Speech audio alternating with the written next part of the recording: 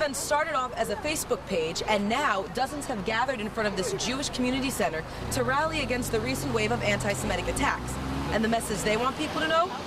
Hate has no home here. Now, there's been a lot of emotion surrounding the results of the election, but not every student is in support of recent protests here on campus. The excitement was heating up here along with the weather as students gathered around Independence Hall to watch Tamron Hall right behind me on MSNBC Live. U.S. Senator Bob Casey and Mayor Jim Kenney is here, and also the crowd is very much reacting to the numbers that are given behind us from CNN. Starting this year, facilities like Annenberg Hall now require students to swipe their card instead of just showing it. And after the gift card experiment, campus security has more ideas on how to enforce the policy. The university didn't even make the complaint. It was the company. And students, they don't get it.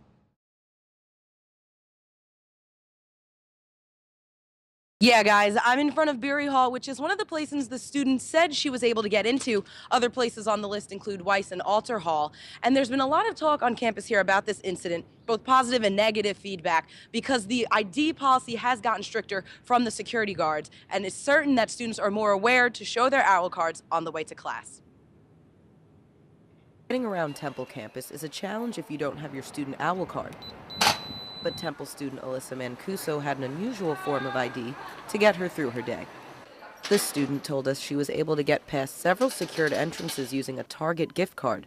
She was given the idea from her editor in another on-campus publication. I was like, all right, I'm down for it. I was a freshman. It was my second article. She said she was able to pass security with the card in spots like Gladfelter Hall, Tyler School of Art, and even the Tech Center. I was kind of just like,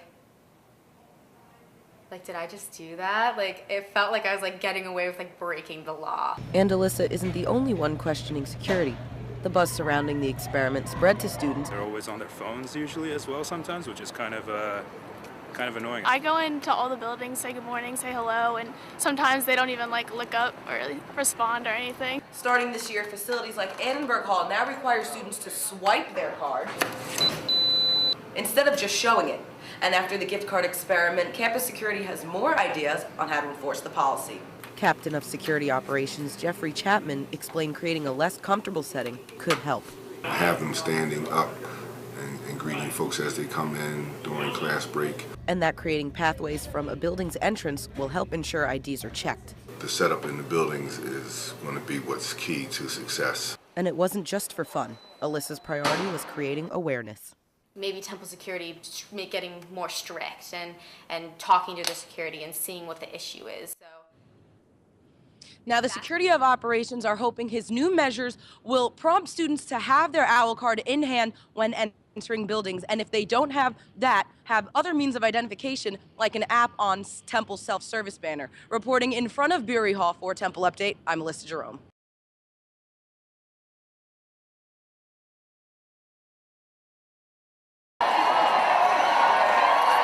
Women's rights. Thousands gathered at Logan Square on Saturday in Philadelphia to protest alongside the Women's March on Washington for women's rights. The crowd was growing by the minute with people of all ages wearing colorful outfits and carrying signs showing the message behind their reason to march. NAACP member Robin Holden Boyd hopes those attending strive for one thing. A change for us to have unity, to get along with each other, and to pave the way for the next generation. And many women were passionate about specific issues within women's rights.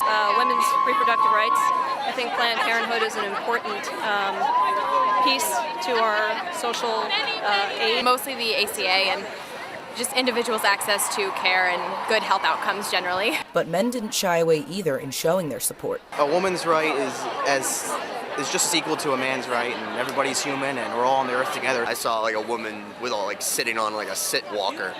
It's if you're out here in this, there's no excuse for anybody. Protesters gathered at Logan Square before flooding the Ben Franklin Parkway towards a post-march rally, and many said they were happy with the outcome. The inauguration really felt like such a defeat, but coming here with like-minded people and just really getting a sense that you're not alone is kind of magical. I got in and I was oh my God, I was just overwhelmed with happiness.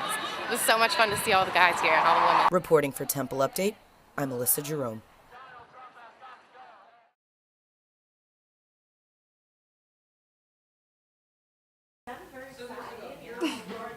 eye contact. It's important when communicating with another person, but what if you had to hold that contact for an entire minute? You'd find yourself in this situation if you were on Boathouse Row over the weekend to participate in the eye contact experiment. The experiment came to Philadelphia through Liberator volunteers Diane and Nika, who heard of the event from an international liberator in Tel Aviv. A friend of mine was co-hosting Eye Contact Tel Aviv, and yeah, so there were 4 occurrences of that. I saw it on Facebook. The two helped promote the legacy of the Liberators International, who first created this experiment. To be a liberator means to give myself permission to be free wherever I am, and the same for other people. And the message of the movement was clearly received. We get mixed up in politics and religion and all of these things that divide us, but in the end we're all human and we all just want to live happily. Somebody is willing to talk to me despite all my flaws and stuff is amazing. It reminds me that I'm a person. The act also stresses being present. Young participants saw the benefit of looking at another person instead of a phone screen. Here I see a group of mostly millennials, and they're interested in building that connection, and again, complete strangers just looking into each other's eyes. There's several types of communication, and I think the eyes holds a really huge part of that. The Liberators and its volunteers hope that events like these will continue to send a positive message to our society and strengthen our human connection in the world. Reporting for Temple Update, I'm Alyssa Jerome.